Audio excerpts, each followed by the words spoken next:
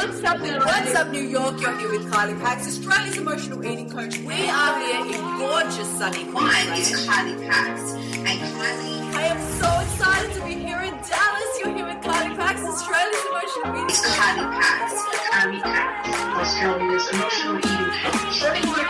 Australia's emotional eating coach. Kylie Pax, Kylie Pax, Kylie Pax.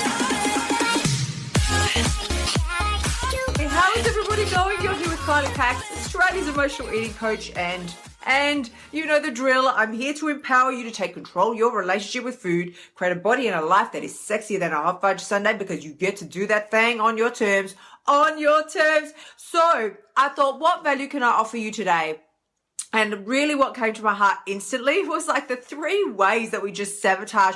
And really, I mean, you could just spout off the top of your head like 1,000 different ways that we sabotage ourselves in all areas of your life. I thought we'll relate it back to our whole weight loss journey and the whole emotional eating. Oh, thank you for the love hearts, for the whole emotional eating gig. But I thought, yeah, you know, there's so many different ways, because I thought, which 3 am I going to choose? We've got like a whole cast of thousands up here just going.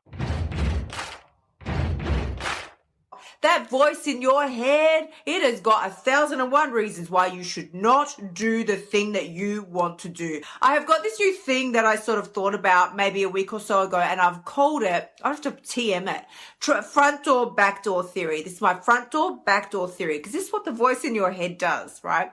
The voice in your head comes knocking on the front door, your house be all dripping in honey, sounds so sweet. It's like knock, knock, knock on the front door of your house, right? And it comes to you and it's like, oh, sweetie, you should totally not do that thing that you wanted to do. Oh, you said you were going to eat healthy tonight? Don't do that. No, you should definitely just order Domino's. In fact, here, I've got it on the speed dial for you. You're like, come on in. Come on in, sweet dripping with honey voice. You sound like everything I've been waiting for my whole life. And in it comes, plonks itself down on the couch, and you start dialing Domino's. You're all excited. You got the pizza coming and the Coke's coming and everything's just going to be amazing, right? And then you get your Domino's, you start eating, everything's fantastic, right? Before you even know what is going on, that voice, the very same voice that was 2 seconds ago dripping in honey and real sweet, he scooted back out the front. He's gone. Oh, he's gone. There's no signs of him anymore. The voice that told you this was the best idea you've ever had. This is going to be amazing for you. You deserve it. Here's 15 reasons why you should absolutely do it. You've been so good lately. You haven't really had anything much to eat today. You were way too busy. So you might as well have this. There's no time to prepare dinner. Oh, there's nothing in the fridge. There's nothing prepared. You might as well just go ahead and get the takeaway again. Well, I'm not talking like takeaway once in a while, occasionally, you know. I'm talking about for like the 5th day in a row. When you know in your heart, you're like, this is not sitting well with me. But the voice be all dripping in honey. It sounds like the best idea you've ever heard. So you order your Domino's. And now suddenly that very same voice, that 2 seconds ago had you like wrapped in a blanket of deliciousness, was like telling you all the reasons why you're just such a star for ordering your takeaway again. He scooted on out the front door. He's gone. Oh, he's gone. And now he comes knocking at, I was going to say he comes knocking on your back door. He doesn't come knocking on any back doors. He just busts that back door down and he comes barging into your house, into the house of your mind through the back door. And now it's not the same voice. There's no honey now this time. No, all that honey, that be gone. Now that voice full of abuse, that same voice is like, I cannot believe what you have just done. I cannot believe you ate that pizza again. I can't believe you ate the whole block of chocolate. You think you're ever going to make progress? Look at you. You're so disgusting. You're such a loser. You might as well just eat the second pizza that you got at half price because it was a 50% off your second purchase offer. You might as well just eat that whole thing now. I told you when I came in through the front door that would be a great idea and you could save that for tomorrow night because you were saving money. Just go ahead and eat it now. Look at you. There's no use anyway. You might as well just eat the whole thing. Wait, gets better. Then it starts sort of dripping a little bit of honey again, trying to convince you all the reasons why you should totally just go and pig out, because then it says to you, if you eat it now, it'll be gone tomorrow. And tomorrow you can get back on your plan. You can be perfect and you can get it right. Tomorrow it'll be so much better.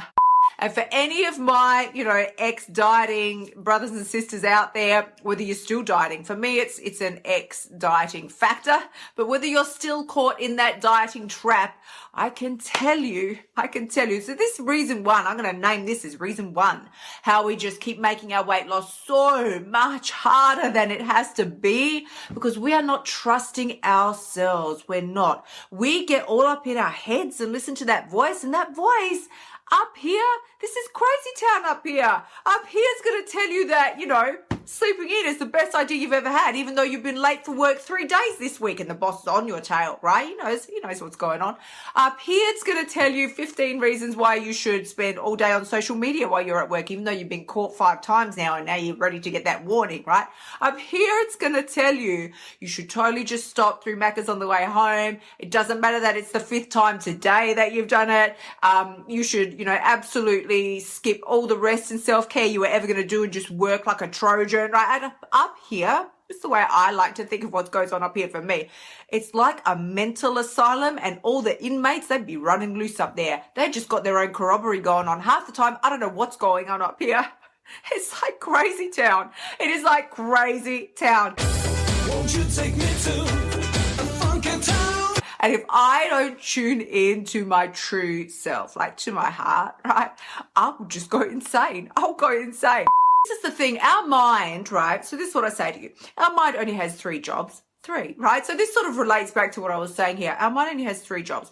Its very first job is to control everything, control everything, right? So make sure your heart is beating, your brain is still functioning, your kidney, your liver, like everything's doing its thing, it's pumping away, your blood's still cleansing itself. It's no big deal, right?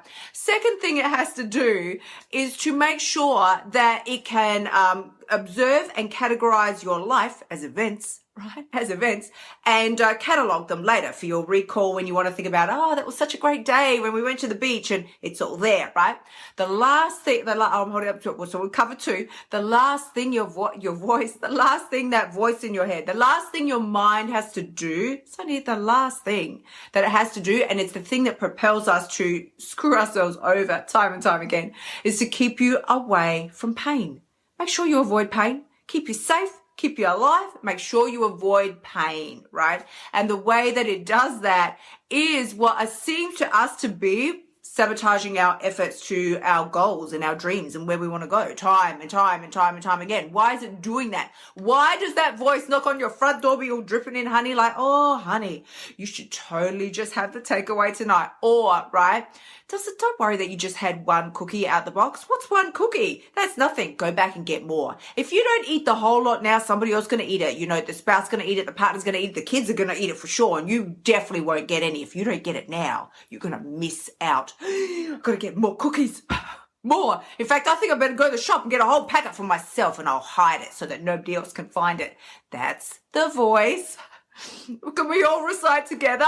That's the voice. I'm going to make a song, I'm going to make a little jingle, I think. I'll get some little jingle music and we'll do a whole song about the voice, because I'm telling you, the voice going to do you in every single time. But there's a different voice. So I was going to give you 3 reasons today. I think maybe we could just stick to this one, the voice.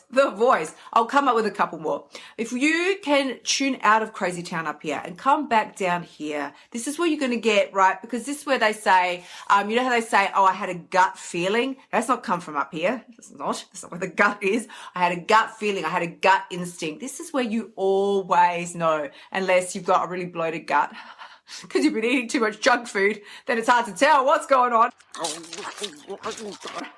But you really know in your truest essence, you really do know the right thing. That's why we have the battle with the conscience, right? That's why we have the battle with the voice. The voice comes along going, yes, definitely, eat the whole loaf of bread. Don't just have 1 slice, eat it all, right? And you're like, it's not right. It's going to make you feel sick.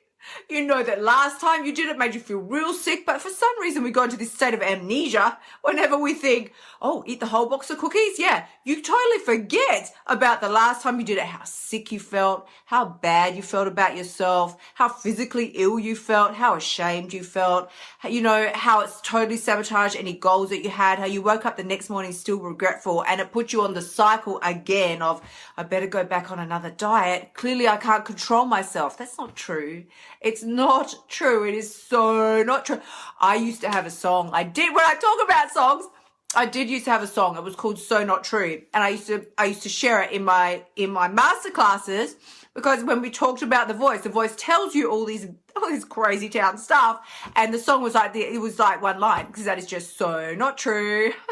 It's just so not true what it tells you. 99.9% of the time, it's just be feeding you some garbage to try and get what it wants. But down here, in your heart and in your inner instinct, right? Your inner guide, your knower. Your inner knower knows. Your inner knower knows. And it's the part of you that goes, really? I've already had like half a block of chocolate. Am I really going to finish the whole thing off? But the frenzy starts to kick in at that point. The frenzy, you're like, can't control myself, just gotta have it, right? You have left this whole part of your body, you have left it. You've vacated the building, and you're just up here.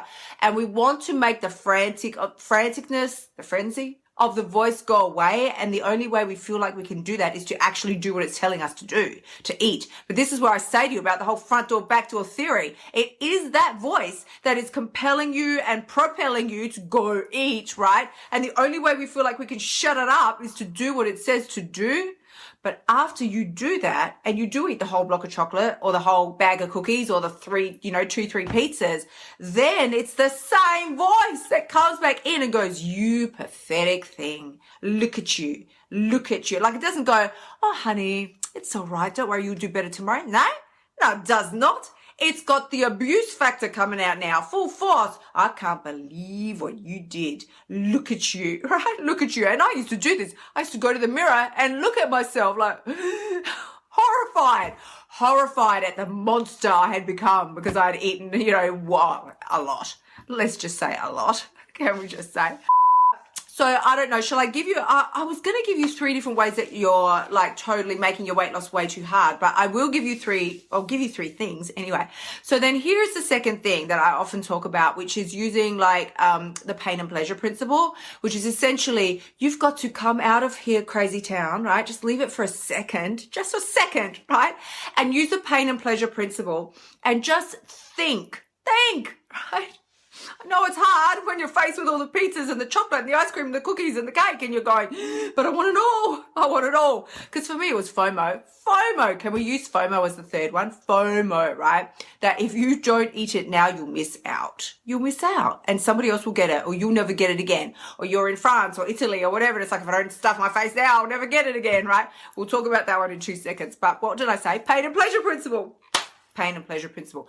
Use this one to get you out of crazy town, right? I use this one all the time. Pain and pleasure principle is that when you are up in crazy town and you're like, I don't know what to do, I'm just not quite sure how I can handle things, is to just come out of here for one moment and just stop and think, because you can still tell yourself, you can still make any decision that you want to make, but can we just at least get a little savvy about it? And so just go, okay, fine. I could eat the whole second pizza that I was going to sort of spread out over the rest of the week, because, the voice had told me it would be a great money saver. I could do that. I could eat the whole box of cookies. I could eat the whole block of chocolate. I could. Of course you could, like Joshua said, but the taste, the flavor, it's like, I know. Yes, you could absolutely do that.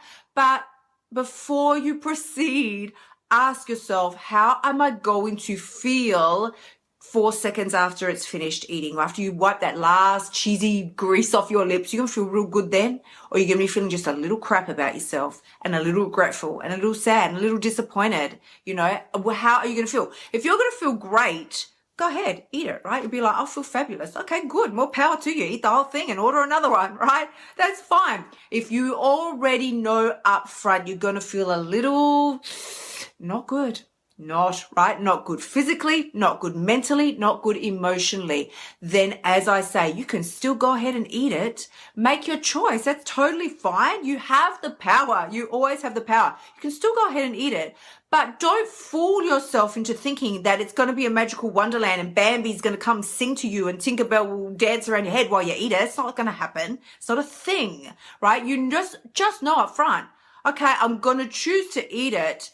It's not my smartest move, but I just feel like this is what I need right now. You know, I don't feel like I have any other tools or any other avenues right now. And this is just simply what I'm going to choose to do. I know it's not great, but I'm going to do it. If that's what you already know up front, then you might as well skip the whole guilt factor afterwards. Just go, I'm going to eat it and I'm going to own it, right? I'm going to eat it. I'm going to own it. You might as well enjoy it. What's the point of eating it if you're going to eat it while the whole time feeling guilty and bad, right? And then what was it? What did I say? I said, let's use this for the third one, FOMO.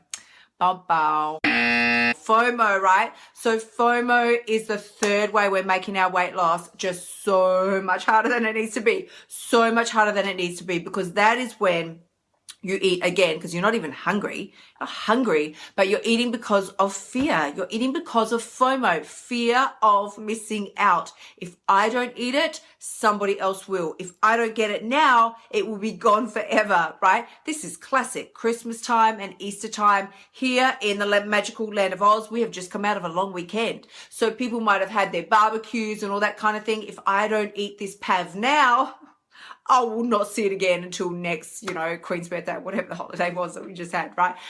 If I don't eat this barbecue now, I'm not going to get it again. These special sausages that these people got flown in from Zimbabwe. I don't know, right? It's usually at the Festivus times of year when we really start freaking out with the FOMO, because there's special foods that are around at those times, like your pumpkin pie and, your roast turkeys and whatever is going on at those times of year. FOMO will really get you then. It'll grab onto your booty and drag you down. It's going to try and drag you down. And you're like, no. And the FOMO's going, oh, you're coming down. You're going down. And you're like, all right.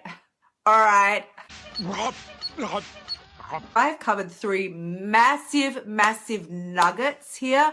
And this is not a light and fluffy live stream. I'm giving you some really, really valuable tips and information and tools here. It's just 3 things about the different ways that you're sabotaging your weight loss. Now, FOMO, you might have heard me talk about before, but the first 2 I guarantee you have not, which is the front door, back door theory. And if you don't know about it, well, forget it. You're going to be fighting your weight forever, just letting you know up front. And then the second thing we talked about was pain and pleasure principle, which again, if you don't have these tools in your arsenal, in your toolbox, then just don't say I didn't warn you. That's all I'm going to say. I'm sending you so much love. When you step up, take control of your life and your destiny, that is when you really, really, really do know that you've got what it takes. Sending you crazy amounts of love. I will catch you all very soon, my gorgeous, fabulous family. Until then,